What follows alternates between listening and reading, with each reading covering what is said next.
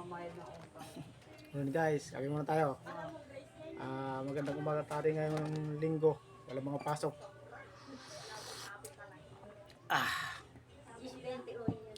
Gawain ng mga bahay na naman. Gagawin natin ngayong linggo.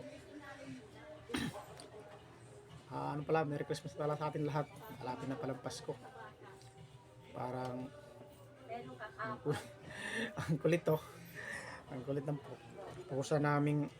Ang kulit ng pusa namin, no? Bumati ka doon, bumati ka. Sabi mo, hi, good morning guys. Good morning guys. Gandang umaga po sa inyong lahat. Hindi naman, kulit to, nangaga to. Morning guys. Sabi mo doon, no? Please. Mamaya, higa-higa muna ako. Ang kulit to, ang kulit. Bilang wasing, pati hugasan, ang dami. Sabi mo, morning guys. Ang kulit, oh. Sige, bumati ka dyan. Ang kulit-kulit eh. Doon ka kay mama, bilis. Tagaan na lang ng buntot. Hindi ng pandesal. Nagugutom na siguro. Lapit na lapit yung namin pusa. Nagugutom na siguro. Huwag ka dyan. Ko. Nangangal ka. Pagagalitan ka dyan ni ate na apakan mo yung ano niya. Di ata siguro nabilhan ito ng ano. Kape everyone. Umaga.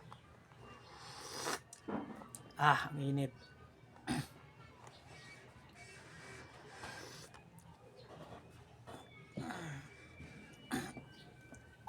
Kape-kape muna kaya wala ang pasok.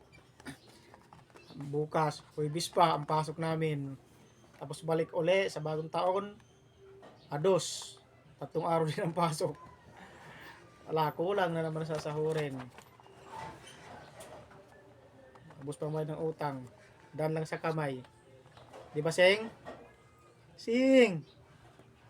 Ang kulit ni Susita eh.